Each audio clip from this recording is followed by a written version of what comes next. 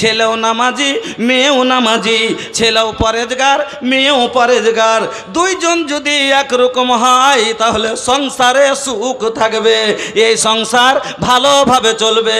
যেমন গাড়ির দুটো চাকা বরাবর হলে গাড়িটা ভালোভাবে চলবে, অ্যাক্সিডেন্ট করবে না, ওরকম দুইজন যদি একরকম হয় তাহলে পারে ভালোভাবে সংসার কাটবে।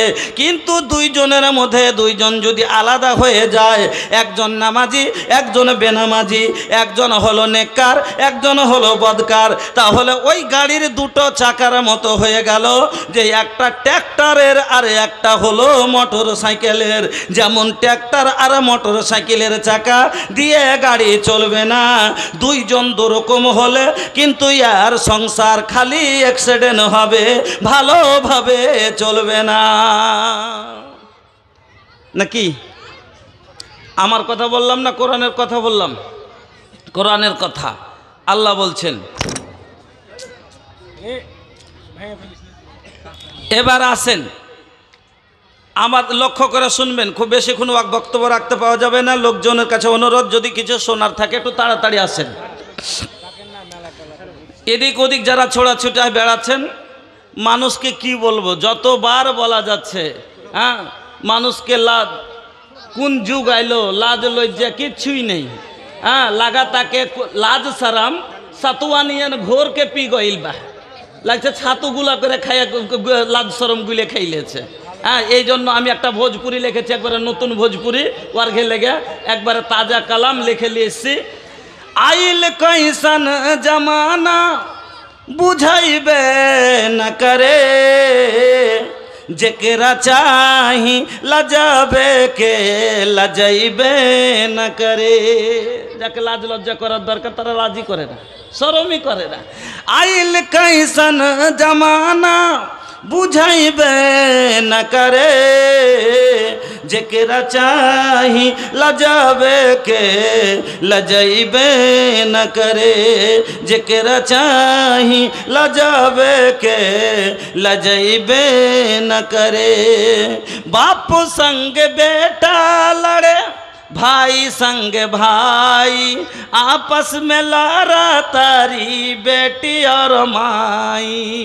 बाप संग बेटा लड़े, भाई संग भाई, आपस में लड़ा तारी बेटी और माई। लाख समझौला पर समझबे न करे, जेकरा चाही लजाबे के लजाइबे न करे, जेकरा चाही लजाबे के लजाइबे न करे। मोच साफ हिपी काट के सिलामा, मोच साफ बाटे हिपी काट के सलामा। लइका लइकी पहनस डिस्को शॉर्ट जोड़ा जामा, मोच साफा बाटे हिपी काट के सलामा। लइका लइकी पहनस डिस्को शॉर्ट जोड़ा जामा। अरे लइका बाकी लइकी, अरे लइका हक लइकी, चिन्हइबे न करे। चिन्हा जेने जे बेटा छेले की बेटी छेले, पीछे दिख থেকে।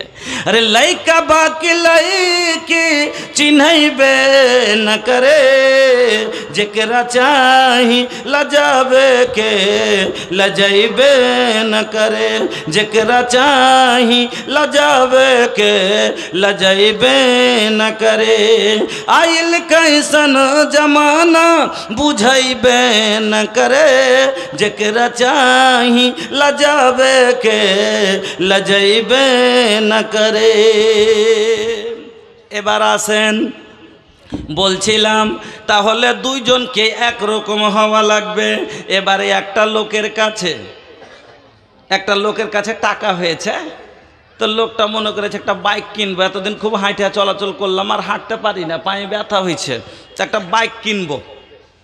চলে গেছে শোরুমে বাইক কিনতে। বাইকটা কিনেছে, কেনার পরে বাইকে চেপেছে আর সাইটের স্পিডে বাড়ি চালিয়ে চলে আসছে। হঠাৎ করে আগা দিকে দেখছে একটা বাচ্চা ছেলে 8-9 মাস বয়স, হামাগুড়ি দিয়ে রোডে চলে এসছে, হুইসেল দিচ্ছে, হুইসেলও বুঝে না, সিটি বুঝে না। এবার যদি ব্রেক না করে তাহলে বাচ্চাটা কিন্তু চাপা যাবে, অ্যাক্সিডেন্ট হয়ে যাবে। তো কি করতে হবে ভাই? গাড়িকে ব্রেক দিতে হবে না? গাড়িকে ব্রেক দিতে হবে। এবার গাড়িটা দিলে ব্রেক খুব জোরে, কিন্তু হ্যান্ড সমাতে ব্রেক কাজ করলো না। কথাটা বুঝিয়েন। হ্যাঁ, গাড়ি চালিয়ে আসছে, এমন সমাতে এসছে যখন ব্রেক না দিলে বাচ্চাটা চেপে যাবে। গাড়িতে ব্রেক করলো, কিন্তু গাড়িতে ব্রেক লাগলো না। আচ্ছা বলেন তো, অ্যাক্সিডেন্ট হবে না? হবে না? হবে। কিসে কেন হলো? এই কারণে যে ব্রেকটা কাজ করলো না।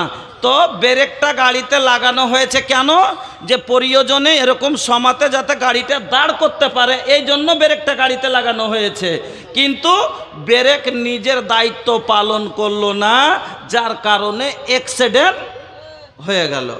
ওই রকমই সংসারে অ্যাক্সিডেন্ট কখন হয়? যখন মহিলার ব্রেক ভেঙে যায়। হ্যাঁ, এর ব্রেক যখন টুবাদি হয়ে যায়, ওকে কইছে একবার, যদি ওকে বলছে এই মুখ বন্ধ কর, কোনো কথা হয়ে গেছে, ওকে বলছে মুখ বন্ধ কর, যদি মুখ বন্ধ করে লাই তাহলে পরে আর ঝগড়া হবে ভাই? আর ঝগড়া হবে? হবে না। আর যদি ব্রেক ভেঙে দেয়, ও যদি মুখ বন্ধ করে নিবে, ওর একলে মুখ দিয়েছে, ওর মা বহিনের মুখ দিয়েছে, ওর মা বহিনী আগে খালি কইবে, যদি ভিড়ে গেল তাইলে ফের আগে বাড়লো, এটা বাড়লো না, ব্রেক ভেঙে দিলে। ওকে ব্রেক লাগালছে ওর স্বামী, তুই এখান থেকে যাবি না, তোর বাবার বাড়ি। ওকে বলছে যাবি বাপের বাড়ি যা। বাপি সব বুঝাচ্ছি আপনাকে, হ্যাঁ, এক এক করে বুঝাবো কিভাবে ব্রেক ভাঙে। তখন যাচ্ছে ব্রেক ভেঙে গেলে সংসারে অ্যাক্সিডেন্ট হয়। হ্যাঁ, তো এটা হলো কার দোষ? মহিলার কারণে ব্রেক ভাঙা হয়, যে আছে সংসারে অশান্তি হয়। 2 নম্বরে আর একটা কথা মাত্র বলি, এটা হলো ওর দোষ। পুরুষের দোষ আপনাকে বোঝাচ্ছি। একটা ছেলে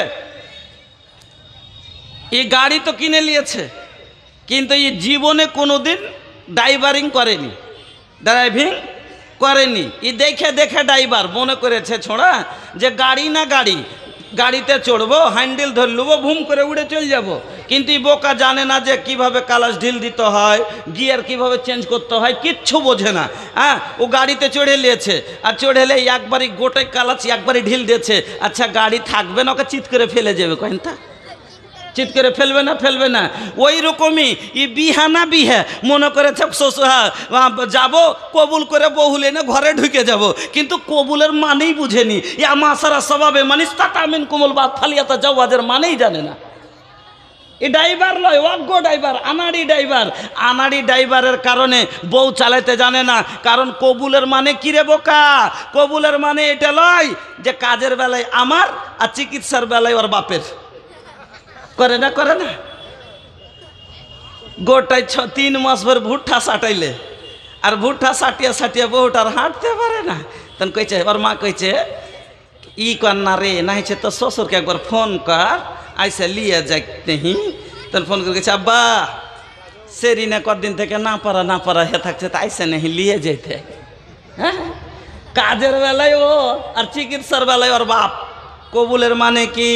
ও যুবক, কবুল শব্দের মানে আগে বুঝেলেন। কবুলের মানে এটা নয় যে বউ ব্যবহার করা খালি।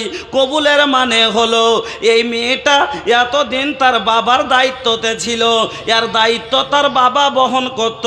আজ থেকে আমি এর জীবনের সব দায়িত্ব কবুল করলাম। এর খাবার আমাকে দিতে হবে, এর চিকিৎসা আমাকে করাতে হবে, এর পড়ার আমাকে দিতে হবে, এর শোয়ার খাট আমাকে কিনতে হবে, এর গায়ে দেওয়া ল্যাপ আমাকে কিনতে হবে, এর রান্না করা ভাতের হাঁড়ি আমাকে কিনে দিতে হবে। এর যাবতীয় জীবনের সব আমি কবুল করলাম। কবুলের মানে যদি বুঝতো তাহলে শ্বশুরের দেওয়া ল্যাপ গায়ে এরা দিত না, জাড়ে কেঁপে মরতো, কিন্তু শ্বশুরের দেওয়া ল্যাপ গায়ে দিত না। কবুলের মানে যদি বুঝতো তাহলে শ্বশুরের দেওয়া হাঁড়িতে রান্না করে খেত না। কবুলের মানে এটা লয়। কবুলের মানে হলো জীবনের সমস্ত ভারাপন কবুল, বুঝলেন? আর মহিলার সাইন করেছে। আমার মা বোনেরা আপনাকেও বলি, যেদিন আপনার হাতে 10,000 টাকা দিয়ে বলেছিল অমুক গ্রামের অমুকের ছেলে অমুক এত টাকা মোহরানা দিয়ে তোমাকে বিয়ে করতে এসে মানে কিনতে এসেছে, তুমি রাজি আছো, মাথা নাড়িয়েছিলে বা সাইন করেছিলে, সেই দিন মানে এই সাইন করাটার মানে হলো নিজের ইচ্ছা বিক্রি করা, নিজের ইচ্ছা সেদিন আপনি বিক্রি করে দিয়েছেন। এতদিন আপনি নিজের ইচ্ছা মতো চলতেন, আজ থেকে আপনার ইচ্ছা ওই 10,000 টাকার বিনিময়ে আপনার স্বামী কিনে নিয়েছে। এখন থেকে আপনি আপনার স্বামীর খোঁটার বাঁধা গরু। আপনার স্বামী গুহালে তুললে গুহালে যাবেন, আপনার স্বামী খেতে দিলে পাবেন, আপনার স্বামী হলো তার দায়িত্ব বহন আপনার স্বামী করবে, আপনার স্বামীর মনের মতো চলবে, যে আপনাকে চলতে হবে, তার নাম হলো কবুল। আপনি যে সাইন করেছেন আপনাকে বুঝে সাইন করতে হবে যে এখন থেকে বাবার বাড়ি যেতে গেলে পারমিশন ওয়ার নেওয়া লাগবে, এখন থেকে আমাকে কোথাও যেতে খরচ করতে গেলে পারমিশন তার নেওয়া লাগবে। আমার মা বোনেরা, এর নাম কবুল, এর নাম হলো রেজামন্দি। আমার বন্ধুরা আসেন এবার আপনাকে বোঝাই। তাহলে সংসার যদি বাড়ি বাইরে যদি আপনি লাখ টাকা ইনকাম করেন, বাড়িতে কোটি কোটি টাকা, অভাব নাই, ধন সম্পত্তির কোনো কমি নাই, কিন্তু আপনার বাড়িতে যদি স্ত্রীর শান্তি না থাকে তাহলে পারে আপনার জীবনে শান্তি নাই। খালি পায়ে চলা ভালো, কষা জুতা যার, আর বিদেশেতে থাকা ভালো দুষ্ট নারী যার। নাকি মানুষ পায়ে জুতা কেন পরে? জুতো পরার কারণ হলো পাটাকে কোনো কাঁটা খোঁজ থেকে কষ্ট থেকে বাঁচার জন্য, কিন্তু জুতাই এত কষ্ট এত টাইট যে পায়ের ছাল তুলে দিচ্ছে, তাহলে এই জুতা পরার চাইতে না পরাই ভালো। তো স্ত্রী আনার মানে, বাড়িতে আনার মানে কি? আল্লাহ বলছেন ওয়ামিন আয়াতিহি আন খালাকালাকুম মিন আনফুসিকুম আজওয়াজাল লিতাসকুনু ইলাইহা, অতে থেকে তুমি লেতাসকুনু ইলাইহা, তার কাছ থেকে তুমি তৃপ্তি অর্জন করবে, শান্তি পাবে, তার কাছ থেকে তুমি আরাম নিবে, তার কাছ থেকে তুমি কাজ নিবে। এই জন্য বিয়ে করা। গাড়ি কেন কিনলাম? আরামের জন্য। কিন্তু আর গাড়ি নিয়ে আনার পরে আজ চেন ছিঁড়া, কাল পাংচার, পরশু ইঞ্জিন খারাপ, যদি এরকমই হয় মন রাখবে না? রাখবে না। তো বউ নিয়ে আসলাম কিসের জন্য? যে এতদিন আমি সব কিছু নিজেই করছিলাম, আজ থেকে আমি আরাম পাবো বলে বউকে নিয়ে আসলাম। আর আনার পরে যদি ফের ওই কষ্টই থাকে তাইলে ভাই এই জীবনে সুখ আছে কি? নাই। এজন্য বাড়ির যদি কতই কষ্টতে থাকেন আর বাড়িতে যদি স্বামী স্ত্রীতে মিল মহব্বত থাকে, আনন্দ ফুর্তি থাকে, দুইজনে যদি মহব্বত থাকে, ভালোবাসা থাকে, তাহলে পারে সব কষ্ট ভুলে যাবেন। কিন্তু সব সুখ পাওয়ার পরে এসে বাড়ি এসে যদি একটা খাইস্টা কথা শুনেলেন, সব কষ্ট সুখ ভুলে যাবেন। এই জন্য সংসারের সুখ হলো আসল সুখ। আর এইভাবে যদি সংসার সুখী যদি চান, একজন ভালো স্বামী হয়ে স্ত্রীর কাছে ইজ্জতের জীবন যদি পেতে চান, তাহলে আপনাকে কাজ করতে হবে 3টে। আর একজন স্ত্রী যদি পুরুষের কাছে আদরে নিয়ে থাকতে চায়, একজন স্ত্রী যদি স্বামীর মার গাল জীবনে না খেতে চায়, স্বামীর প্যারি হয়ে থাকতে চায়, তাহলে একজন স্ত্রী লোককে করতে হবে 6টা কাজ। আমার মা বোন, আপনার ওপরে আপনার স্বামীর হক হলো 6টা, আর আপনার ওপরে আপনার স্ত্রীর হক হলো 3টে। আমার বাপজানেরা, আমি আপনাকে বলছি, এবার ভালো করে শুনবেন। নিজের দায়িত্ব ভালোভাবে যদি পুরা করেন, ইনশাআল্লাহ আপনার জীবনও হবে হুজুর আর খাদিজার জীবনের মতো। হুজুর আর খাদিজার জীবনে যেরকম শান্তি ছিল, আপনার জীবন ওরকম হবে। তবে রাসূলের তরিকাতে আপনাকে জীবন অতিবাহিত করতে হবে, রাসূলের তরিকাতে আপনাকে চলতে হবে। এই জন্য আপনাকে শিখতে হবে এই কথাগুলো। চলেন আমি আবার আপনার কাছে তুলে ধরছি একটা একটা করে হাদিসগুলো। প্রথমে স্ত্রীর ওপরে স্বামীর হলো হক কয়টা বললাম? 6টা। আর স্বামীর ওপরে স্ত্রীর হক বললাম 3টে। তবে আসেন কার বেশি হলো? পুরুষের হক বেশি হলো। তো শুরু করি, তাহলে আগে পুরুষের 6টা হক বয়ান করি, তারপরে স্ত্রীর 3টে হক বয়ান করব ইনশাল্লাহ। আসেন তাহলে প্রথম হক 1 নাম্বার হলো স্বামীর খেদমত। স্বামীর খিদমত কেন? যে আমি ওই যে বললাম কথাটা, যে গাড়ি কিনেছি কেন? আরামের লেগে। তো আরাম বউ এনেছি যে আমার আরামের লেগে, আমাকে রান্না করে দিবে। এতদিন একে রান্না করে খাচ্ছিলাম, এবার রান্না করে দিবে, আমার কাপড় খেঁচে দিবে, আমাকে পা টিপে দিবে, আমার কাজ করে দিবে, আরাম দিবে। তো স্বামীর খিদমত। আমার মা বোন ভালো করে কথাটি লক্ষ্য করে শুনবেন। হাসান বিন মুহসিন বলছেন, হাদিস শুনেন। হাসান বিন মুহসিন বলছেন, একদিন আমার পিসি কোনো কাজে আল্লাহর রাসূলের বাড়ি গেলেন। এবার কাজের শেষে কাজ হয়ে গেল, আমার পিসি রাসূলের বাড়ি থেকে বেরিয়ে আসছেন। আমার ফুফু যখন রাসূলের দরজায় বেরিয়ে আসছেন, ওই সময়তে বিশ্বনবী মুহাম্মদুর রাসূলুল্লাহ সাল্লাল্লাহু আলাইহি ওয়াসাল্লাম আমার ফুফুকে প্রশ্ন করলেন। কি প্রশ্ন? আমার ফুফুকে বললেন, ও মহিলা, ও হাসান বিন মুহসিনের ফুফু, তোমার স্বামী বেঁচে আছে, বলো তো তোমার স্বামী জীবিত আছে না নাই? আমার ফুফু বললেন, ইয়া রাসূলুল্লাহ, ইয়া হাবিবাল্লাহ, নবী গো, আমার স্বামী মওজুদ আছে, আমার স্বামী জীবিত আছেন। এই কথা শোনার পরে আমার নবী আমার ফুফুকে আবার প্রশ্ন করলেন, আচ্ছা বলো তো তোমার স্বামীর সাথে তুমি কেমন ব্যবহার করো, তোমার স্বামীর খিদমত কিরকম করো? এই কথা শোনার পরে আমার পিসি উত্তর দিলেন, ইয়া রাসূলুল্লাহ, ইয়া হাবিবাল্লাহ, আল্লাহর নবী গো, আমার স্বামীর খিদমত আমি কতটা করি আপনাকে বলি। मैं उस वक्त तक अपने शौहर की खिदमत करती हूँ जब तक कि मैं आजिज ना आ जाऊँ। মানে আমি যতক্ষণ আজেজ না হয়ে যায়, আমি থকে না যাই, আমি ক্লান্ত না হয়ে যায়। কথার মানে হলো যত দূর আমার শক্তি, আমি শক্তিভর আমার স্বামীর খিদমত করি। এই কথা শোনার পরে বিশ্বনবী মুহাম্মদুর রাসূলুল্লাহ সাল্লাল্লাহু আলাইহি ওয়াসাল্লাম বললেন, ফানজরি আইনা আনতে মিনহু, ফানজরি আইনা আনতে মিনহু ফাইন্নাহু জান্নাতুকে ওয়া নারুকে। ও হাসান বিন মুহসিনের ফুফু, তুমি ভালো করে ইয়াদ করো, তুমি যে বলছো তোমার স্বামীর খেদমত করতে করতে তুমি আজেজ হয়ে যাও, তুমি থকে যাও, তোমার পক্ষে যতটা সম্ভব তুমি খিদমত করো। ভালো করে মনে রাখ করো, এই খিদমতটাতে তোমার স্বামী খুশি হয় কিনা, এই খেদমতে তোমার স্বামী রাজি হয় কিনা, এই খেদমতে আল্লাহ রাজি হবেন কিনা, এই খেদমতে তুমি জান্নাতের অধিকার অর্জন করতে পারবে কিনা, এই খিদমতে তুমি জান্নাতি হতে পারবে কিনা, তোমার স্বামী খিদমত করে তুমি জান্নাতের হক নিতে পারবে কিনা। কেন বলছি ফাইন্নাহু জান্নাতুকে ওয়া নারুক, তোমার স্বামী হলো তোমার জান্নাত, আর তোমার স্বামী হলো তোমার জাহান্নাম। তোমার স্বামী হলো তোমার জান্নাত আর তোমার স্বামী হলো তোমার জাহান্নাম। এই জন্য বলছি ভালো করে ইয়াদ করো, তুমি যে বলছো যে আমি এত খিদমত করি, এই খিদমতে তুমি জান্নাতের অধিকার অর্জন করতে পারবে, তুমি জান্নাতি হতে পারবে কিনা চিন্তা করো। এক নাম্বার তাহলে বুঝতে পারলেন মা খালা, স্বামীর খিদমত করতে হবে, তাহলে জান্নাতে যাবেন। স্বামীর খিদমত ছাড়া জান্নাতে যাওয়া যাবে না। কেন নবী বললেন, হুমা জান্নাতুকে ওয়া নারুক, তো সেই হচ্ছে তোমার জান্নাত আর তোমার স্বামী হলো তোমার জাহান্নাম। আমার মা বোন, ভালো মহিলার পরিচয় দিতে গিয়ে আল্লাহ রসুল তিনটি কথা বললেন।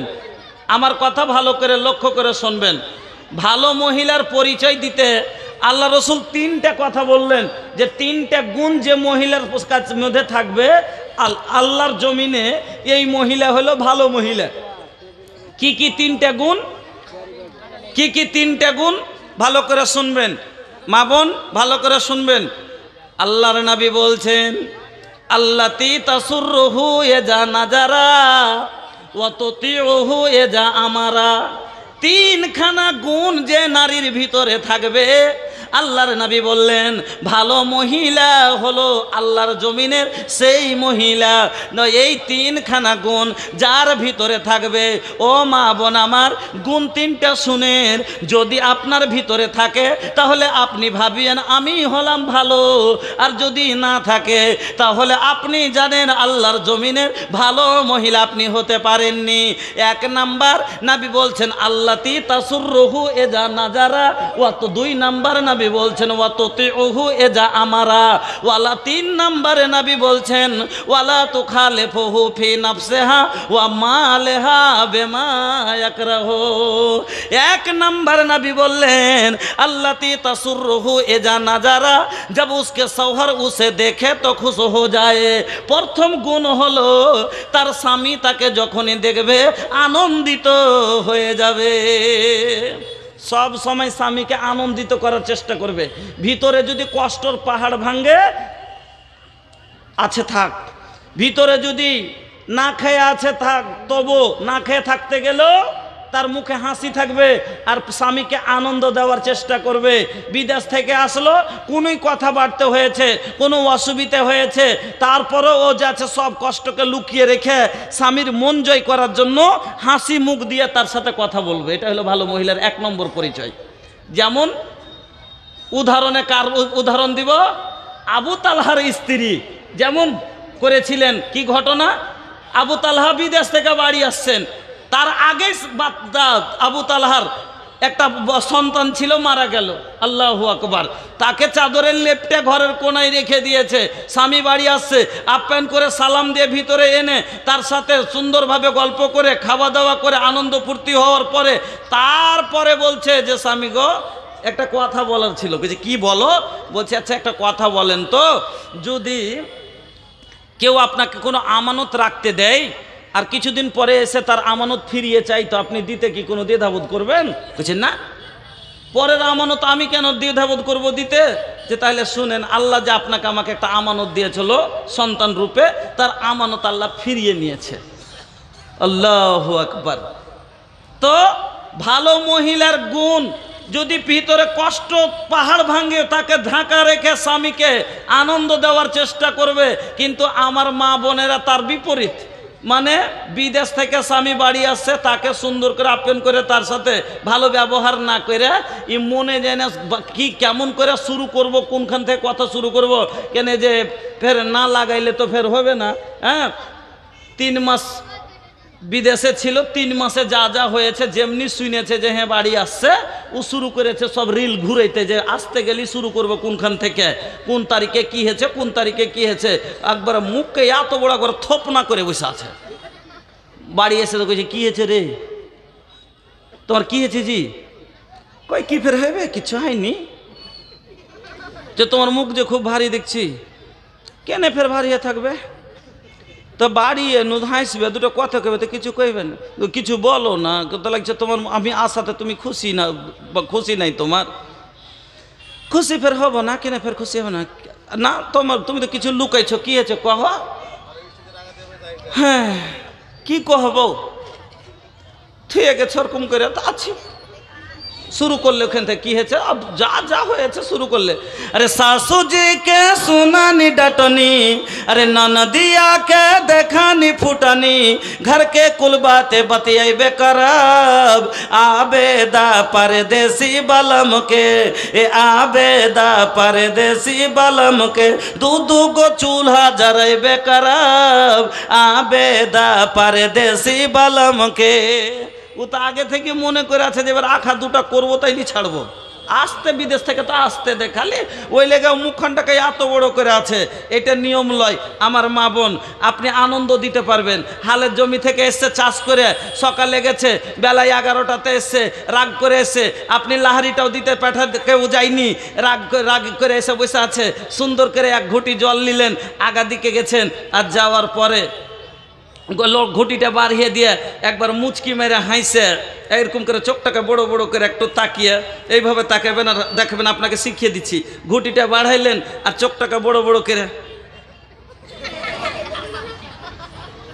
তারপরে যদি না হাসে, আচ্ছা কহ তো আমি কি মায়া লোক মানুষ, আমি লাহারি লিয়ে যাই তুম নাকি?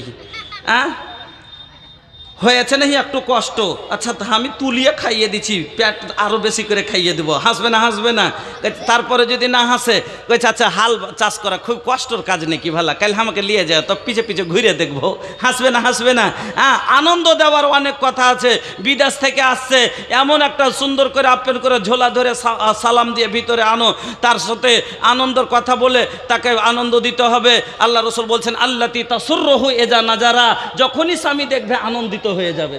ও তোতে ওহু এ যা আমারা, 2 নম্বর গুণ নবী বলছেন যে তার 2 নম্বর গুণ হবে ভালো মহিলার, যে যখনই স্বামী কোনো কথা বলবে ও তোতে ওহু তার এতাআত করবে। এ যে আমরা যখনই হুকুম দিবে যেটা বলবে, এটা যদি বলে দেয় তোর বাপের বাড়ি যাবি না, ওর চাচতো ভাইয়ের বিয়ে লেগে যা, ওর ভাতিজির বিয়ে লেগেছে, কইছে আজি শুনেছ বড় ভাই জাফর দিয়ে গেছে, কইছে বড় ভাই জাফর দিয়েছে তো কি হলো, কইছে যাবে না বিয়ে খেতে, না তো না যাবো না। কইছে কেমন কথা, কইছে তুমি যাও, চাহে না যাও আমি যাবো। কইছে তুই পা বাড়িয়ে দেখ তুই। কইছে কেনে, কইছে কে তোর কি কে লাগে তোর, তোর যদি ভাই হলো তো ফের তোর 1.5 বিঘা জমি কেন করে বেমানি করে নিলে, 2.5 বিঘা পাতে কি 1 বিঘা দিয়েছে, 1.5 বিঘায় বেমানি করে নিয়েছে, তো যেতে হবে না। হ্যাঁ ও মানবে না, কইছে আমি যাবো। যে তুই বাড়িয়ে দেখ, কইছে দেখ তুই যাচ্ছি কি না, নিজের মনে এবার ঝোলা ব্যাগ হাতে করে বাড়িয়ে গেছে। এবার কইছে তুই ঘুরলি রে তোর ট্যাং টেঙ্গে দেবো, তোর ট্যাং ভেঙে দেবো তোর। তারপরে হজ্জিতে করে যদি বাড়িয়ে যায় তো মারবে না, মারবে না। তারপরে হুজিতে করে বাড়িয়ে চলে গেল। এবার যখন ও ওকে দেখালছে, লাঠি দেখালছে, বিয়ে খেতে যে পাইনি রাগের মাথাতে ইয়ে তখন এখন একটা ঝাঁটা পড়েছিল, নিয়ে খাড় হয়ে গেছে, আঁচলখানটাকে টাইনা কোমরে গুঞ্জে লেছিল, তখন এভাবে ঝাঁটা লেখা রেখেছে, মদলো খেয়েছে তার লেগে সব দিনই দিয়ে দেখবে না কি किरदार बद पे ये खुद ही गुस्से में आएगी, सौहर दिखाए डंडा तो वो झाड़ू दिखाएगी। किरदार बद पे ये खुद ही गुस्से में आएगी, सौहर दिखाए डंडा तो वो झाड़ू दिखाएगी। लोगों इसीलिए आज घर में बरकत नहीं रही, बेफातिमा सी अब कोई औरत नहीं रही। এবার পুরুষ বুঝে গেল এই মহিলা, বাপরে তুমি এমন একটা মহিলা যে আমার ওপরে ঝাঁটা তুললা, আমি আর তোমাকে কিছু বলবো না, নিজের মনে চলে গেলে যাও, আমিও আনতে যাব না, আমিও আর আনতে যাব না। রাগ করে আর গেল না। 10 দিন যাবে, 20 দিন যাবে, 1 মাস পরে ভাইকে বলবে ভাই আমাকে রেখে এসো, রাগ করে আসে না, বলবে যে ভাই রাগ করে আসে না কে রেখে, তখন ভাই কি বলবে, তুই কি বেশি হয়ে গেছিস নাকি, তুই বেশি দেখি কতদিন আসে না ওরই দেখি, বলবে না, বলবে না। এবার থিয়ে দিলে একদিন এই করতে করতে 1 মাস যাবে, 2 মাস যাবে, 3 মাস যাবে, 5 মাস যখন হবে, 6 মাসের মাথাতে এবার বউ এবার কানে ফুসকি দিয়ে বলবে আচ্ছা নিকে কতদিন পুষবে, কহ তো কেস করতে পারো না, লিয়ে যায় না তো তুমি কেস করতে, কিছু জানো না তুমি কেস করতে পারো না, যার বইনকে লিয়ে যায় না, ওই তখন গেল কেস করতে, যে কেস লেখাবে কি বলবে যে আমার বোনকে নিয়ে যায় না, এ তখন বাঁচার জন্য কেস লিখবে আমার বউ আটকে রেখেছে বিদায় দেয় না। এবার এ বলবে সালার কাছে হারবো না, ও বলবে দুলা ভাইয়ের কাছে হারবো না, এদিক থেকে দিবে 5000, ও বাড়াবো চাপবার লেগে দিবে 10,000। দারোগার মজা হয়েছে আর বলছে তোদের মতো 10টা আসলি আমার মজা হলো। এবার বন্ধু আমার এই করতে করতে ই বেচবে গলির গাভী, ও বজবে ওর হাতের গাড়ি, এদিক থেকে দিল ওদিক থেকে দিল, अपना अपना आनू के लिए लड़ाई छे, आपस में दोनों के पैसा झड़ई छे, आपस में दोनों के पैसा झड़ई छे। अरे बर्बाद होई छे मालर मकान, हाय रे मुसलमान कहीं न तोर ईमान। এদিকে বরবাদ হলো ওদিকে বরবাদ হলো। আচ্ছা বলেন তো এবার যদি প্রথমেই যদি স্বামী বলেছিল যাবে না, যদি মেনে নিত তাহলে কেসটা কি হতো, এর যে সম্পত্তি বরবাদ হতো না, তার ভাইয়ের বরবাদ হতো না। লাস্টে কি বলবে, তোর লেগা যখন 10 কাঠা বিকিয়ে গেল, আর 10 কাঠা বিকালে বিকা, কিন্তু তোর মতন মাগিকে আর বাড়তে ঢুকাবো না। এবার সংসার ছিন্ন হলো না, হলো না। এই জন্য বললেন আমার বন্ধুরা 2 নম্বর ভালো মহিলার গুণ হলো অততি ওহু এ যা আমারা, যখনই স্বামী তাকে কোনো আদেশ করবে হুকুম দিবে তার কথা মেনে নিবে। কথা মানলে পরে সংসার ভাঙবে। ভাঙবে না। কিন্তু ওই যে মানলো না, ব্রেক কাজ করলো না, ব্রেক কাজ না করার কারণে অ্যাক্সিডেন্ট যেমন হলো, এরকমই আর মুখের ব্রেক না রুকার কারণে, আর দিমাগের ব্রেক না রুকার কারণে সংসারটা নষ্ট হয়ে গেল, সংসারে অ্যাক্সিডেন্ট ঘটে গেল। আমার বন্ধুরা, আর একটু আগে চলুন। 3 নম্বরে নবী বলছেন ভালো মহিলার গুণ, ওয়ালা তু খালিফহু ফি নাফসিহা ওয়া মালিহা বিমা ইয়াকরাহু। 3 নম্বর ভালো মহিলার পরিচয় নবী দিলেন যে তার মাল থেকে এবং তার দেহ থেকে, তার বডি থেকে এমন কোনো কাজ করবে না যে কাজটা স্বামী করা পছন্দ করে না। যেমন মনে হয় বুঝতে পারলেন না, মানে কি, টাকা ইনকাম করে আমি বউকে দিচ্ছি আর আমার বউ লোক করে তলে তলে অন্য লোককে দিচ্ছে, এটা কি পছন্দ করবে স্বামী? মানে এই ধরনের কাজ করে না। আমি বিয়ে করেছি আর আমার চাচতো ভাইয়ের মোটর সাইকেলে ঘুরঘুর করে বেরিয়ে বেড়াচ্ছে, এটা কি আমি পছন্দ করব না। আমি বিয়ে করেছি, আমি খাওয়াই, আমি পড়াই, আর আমার খালাই তো ভাই এসে চিমটি কাটে, এটা কি পছন্দ করব? তো এই ধরনের কোনো কাজ করে না যেটা স্বামী তাকে পছন্দ করে না।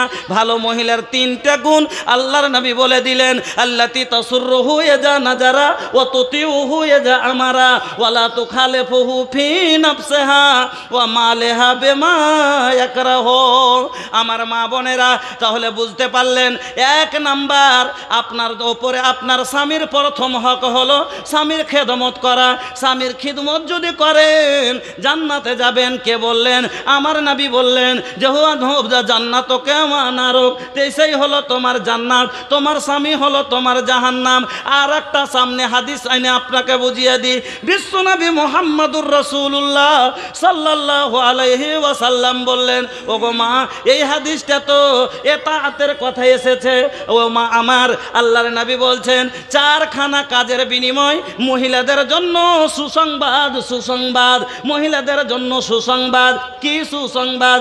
মহিলারা যদি 4খানা কাজ আল্লাহর জমিনে করতে পারে তাহলে জান্নাতের 8টে দরওয়াজা আল্লাহ রাব্বুল আলামিন তাদের জন্য খুলে দিবেন। 4খানা কাজ কি মা? ভালো করে শুনেন। আল্লাহর নবী বলছেন, আল মারাতু ইজা সাল্লাত খামসাহা, যে মহিলারা 5 ওয়াক্ত সালাত আদায় করবে, ওরে আল্লাহ রে আল্লাহ, 5 ওয়াক্ত সালাত যারা ছাড়বে না, ফরজে নামাজ যারা ছাড়বে না, ও যা শুধুমাত্র যে কয়দিন আল্লাহ তার জন্য মাফ করেছে, বুঝতে পারলেন তো? যে কয়দিন মানে মাহিনাতে আল্লাহ আপনাকে 5 দিন 6 দিন ছাড় দিয়ে দিয়েছে ওই ঋতুর অবস্থায়। আল্লাহ রে আল্লাহ, আজ আমার মা বোনকে কি হয়ে গেল, 30 বছর 35 বছর 40 বছরের মা বোন নামাজ পড়ে না। ও গো মা, নামাজের কত গুরুত্ব। আম্মা আয়েশা বলছেন, মুয়াত্তার ভিতরে হাদিসটা এসেছে, আম্মা আয়েশা বলছেন যে মহিলারা ওই যুগে কত নামাজের গুরুত্ব দিত, নামাজ দেখে কত ভয় খেত, যে তারা যখন মাইনাত অবস্থায় থাকতো, মিন্স হতো, ভালো হওয়ার আগে আগে মানে যেমনই দেখতো একটু কমে এসেছে, সাফ হতে লেগেছে, তুলাই মুছে মুছে আম্মা আয়েশা বলছেন আমাকে দেখাইতে চলে আসতো আর বলতো, দেখেন তো আমি এবার গোসল করে নামাজ পড়তে পারি না, ভয়ে। কেন? নামাজ ছুটে গেলে আল্লাহর কাছে জবাব দিতে পারবো না।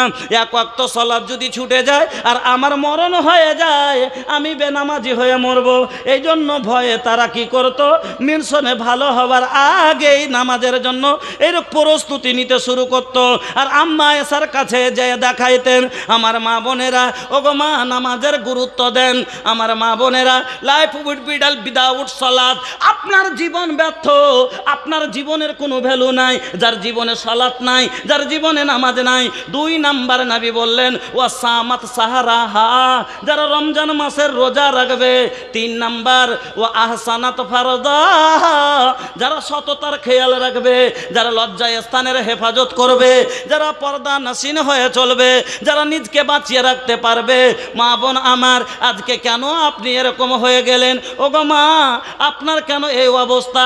আল্লাহর জমিনের সব চাইতে দামি জিনিস হলেন আপনি, স্বর্ণের চাইতে দামি, হীরামণি মুক্তার চাইতে দামি।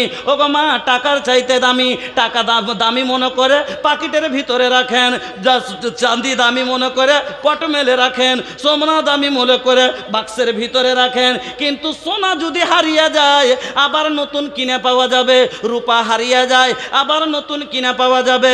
ওগো মা, আপনার কানের হারিয়ে যায় আবার নতুন পাওয়া যাবে। মা রে, সম্মান হারিয়ে গেলে কোটি কোটি টাকা দিল আর নতুন পাওয়া যাবে না। ও মা বোন আমার, আল্লাহর জমিনের সব চাইতে দামি জিনিস আপনি, কিন্তু আপনি কেন লুকাইতে পারলেন না? আপনি কেন ফেরিওয়ালার আগাদিকে, আপনি কেন মাছওয়ালার আগাদিকে, আপনি কেন ধাগাওয়ালার আগাদিকে? আমার মা বোনেরা, আমার ভাইজানেরা, আল্লাহর জমিনে সব চাইতে ভালো মহিলা আপনার। মাগো, আপনাকে বলি, নবী এত সুন্দর সুসংবাদ আপনাকে দিয়ে গেছেন, 4টা কাজের বিনিময় জান্নাতের 8টা দরওয়াজা খোলা আপনার জন্য। এত বড় খুশির খবর আর হয় না। 1 নম্বরে কি বললাম? যারা 5 ওয়াক্ত নামাজ, ফরজ নামাজ কোনোদিন ছাড়বে না। 2 নম্বরে রমজানের ফরজ রোজা ছাড়বে না।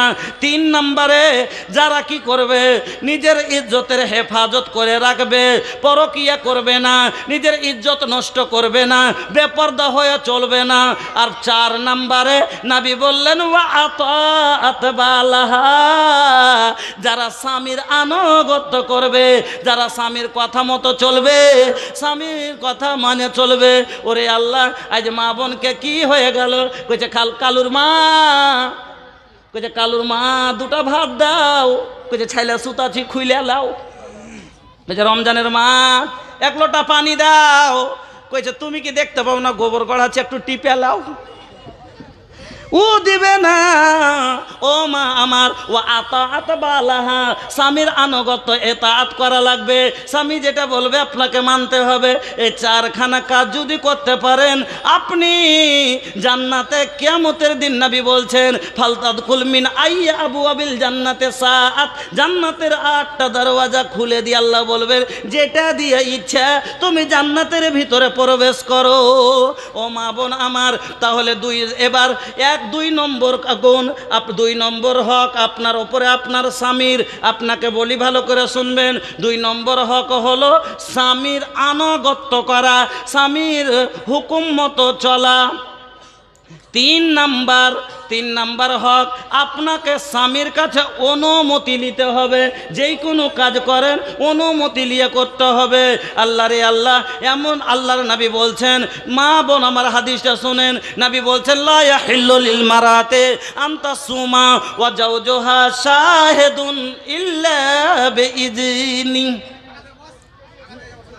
কোনো মহিলার জন্য হালাল নয়, বৈধ নয়, জায়েজ নয় আনতা সুমা, কেউ রোজা রাখবে, ওয়া জাওজুহা শাহিদুন, আর তার স্বামী মজুদ আছে, ইল্লা বিইজনি, কিন্তু যদি ইজাজত দেয়, পারমিশন দেয়।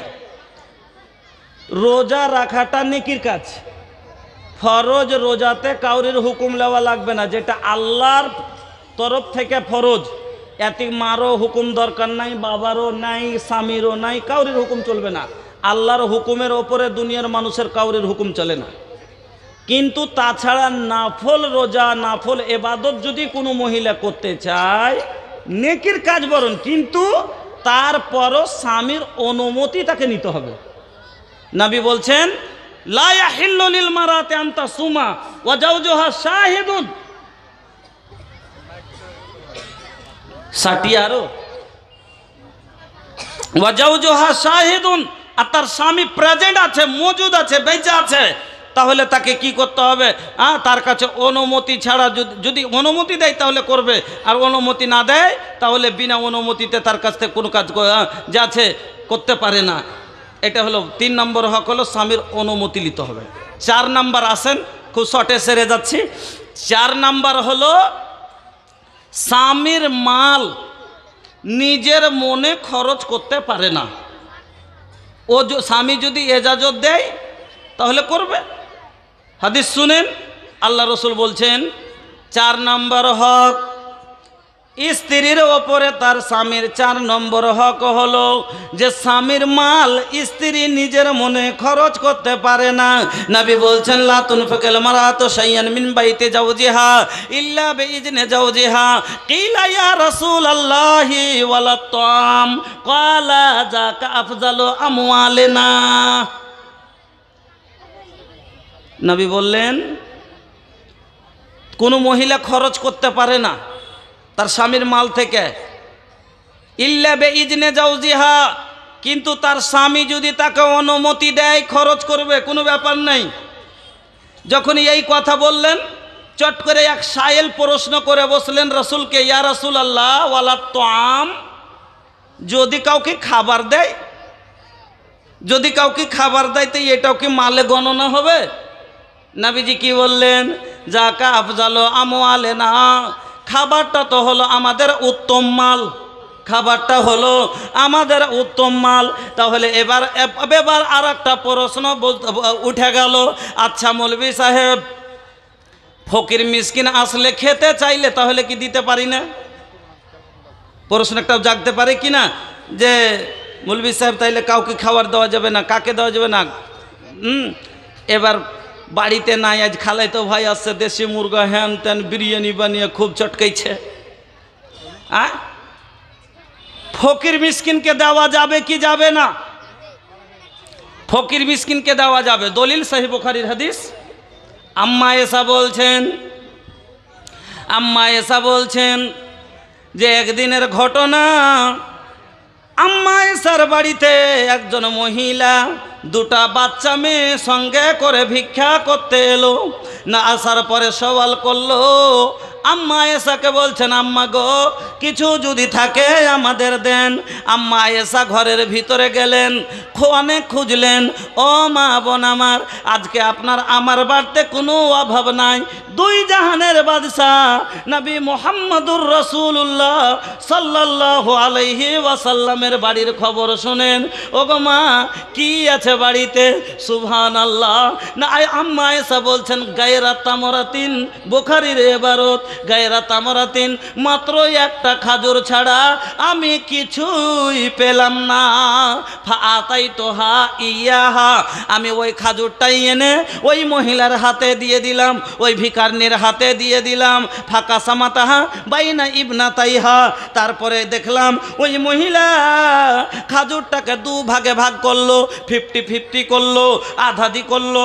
অর্ধেকটা এক মেয়ের মুখে দিল আর অর্ধেকটা আর এক মেয়ের মুখে দিল। আওয়ালাম তাকুল মিনহা শাইয়া, নিজের মুখে কিছুই দিল না। সুম্মা কামাত ফাখারাজাত, ওখান থেকে উঠে চলে গেল। ফাদাখালান নবী সাল্লাল্লাহু আলাইহি ওয়াসাল্লামা, আল্লাহর নবী এবার বাড়ির ভিতরে আসলেন। বাড়ি যখন আসলেন এই ঘটনাটা আম্মা আয়েশা সম্পন্ন নবীর সামনে বয়ান করলেন।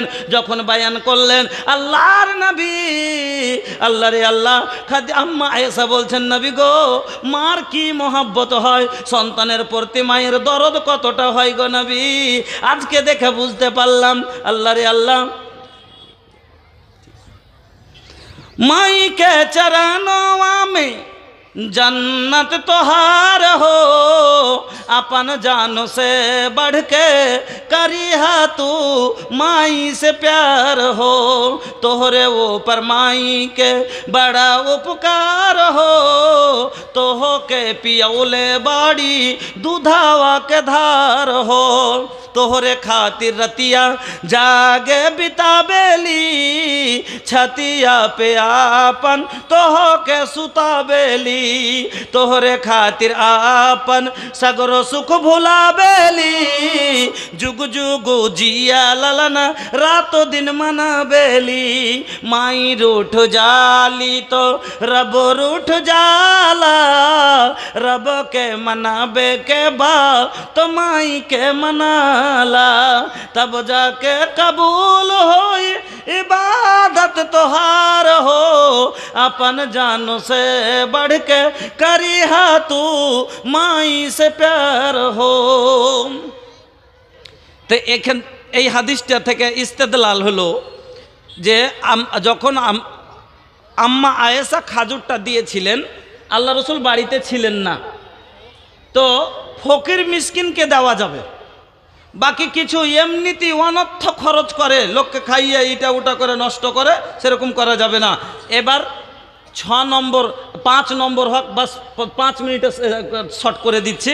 হ্যাঁ, 5 নম্বর হক কি জানেন? 5 নম্বর হক হলো স্বামীর ওয়া বর্তমানে কোনো গায়ের মুহরিমকে বাড়িতে ঢুকতে দিবে না। এটা হলো 5 নম্বর হক। হ্যাঁ, আল্লাহ ইন্নালাকুম আলা নিসাইকুম হাক্কুন ওয়ালা নিসাইকুম আলাইকুম হাক্কান ফাম্মা হাক্কুকুম আলা নিসাইকুম ফালা ইউতিনা ফুরুশাকুম মান তাকরাহুনা ওয়ালা ইয়াজান্না ফি বুয়ুতিকুম লিমান তাকরাহুনা। আল্লাহ রাসূল বলছেন যে যাকে তোমার স্বামী পছন্দ করে না, ওই লোকগুলাকে, কাকে পছন্দ করে না? হাজি ভাই, আমার ছোট ভাই, আমি বাড়তে নাই, আর আমার বউ যদি একান্তে আমার ছোট ভাইকে নিয়ে বাড়তে ঢুকে থাকে তো পছন্দ করব?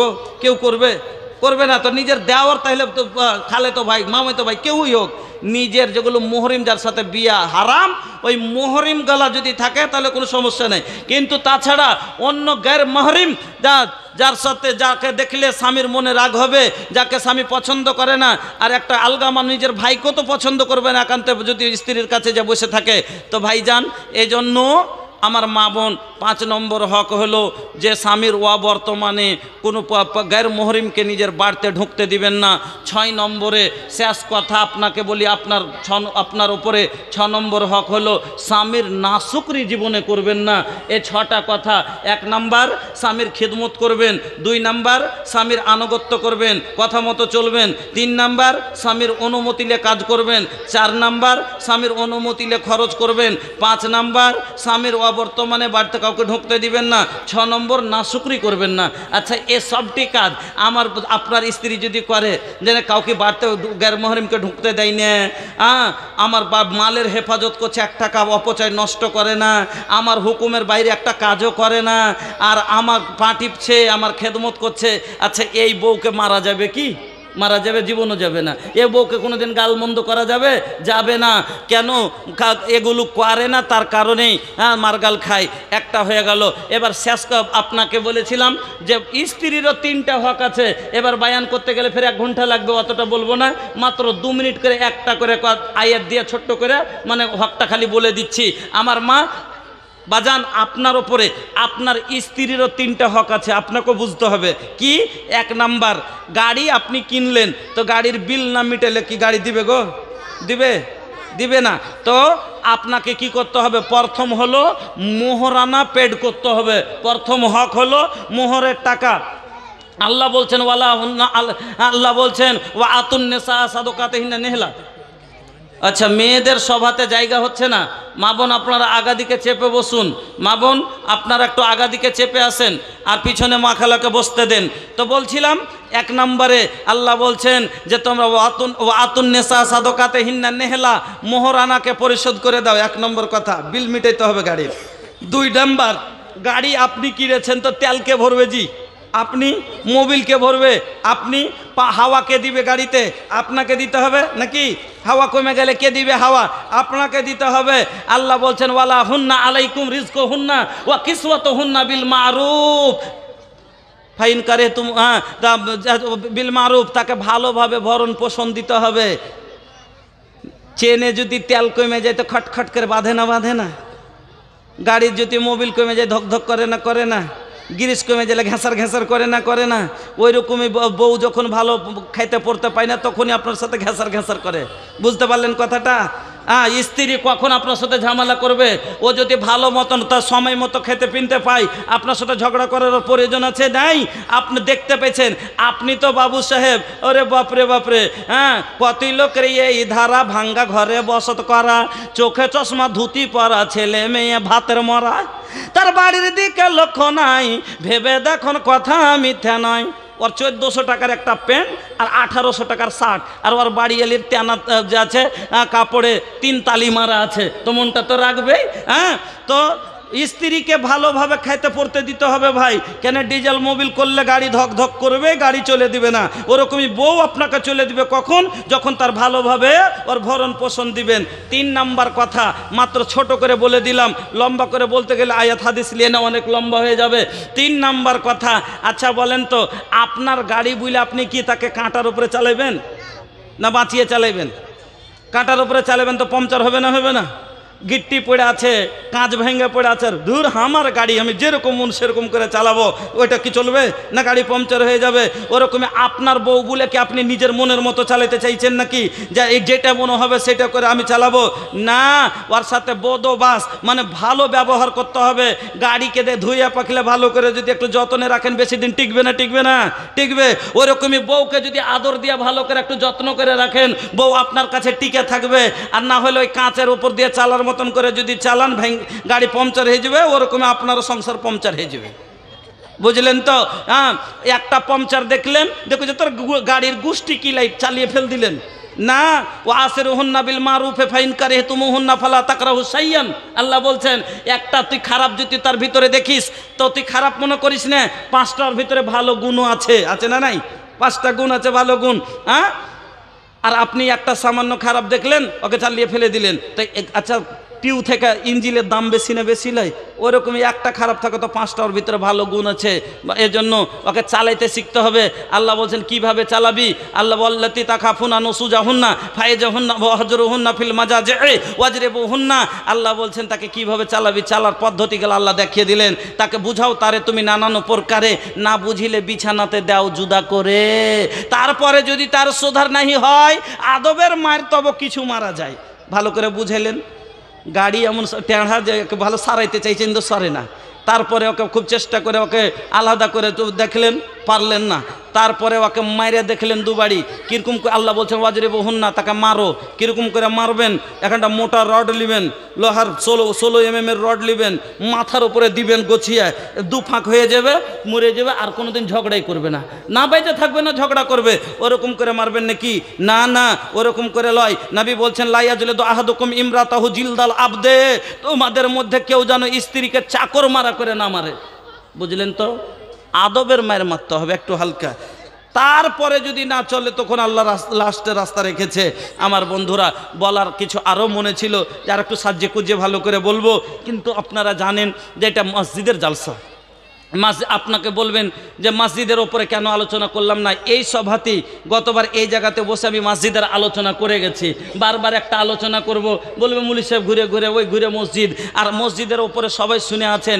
আপনারাকে বলি ভাইজান, সাদকা খায়রাতের কত মহত্ব আছে, বেশি বলার দরকার নাই। মাত্র 3 মিনিটে 5টা হাদিস শুনেন, আপনার আকালের তালা খুলে যাবে।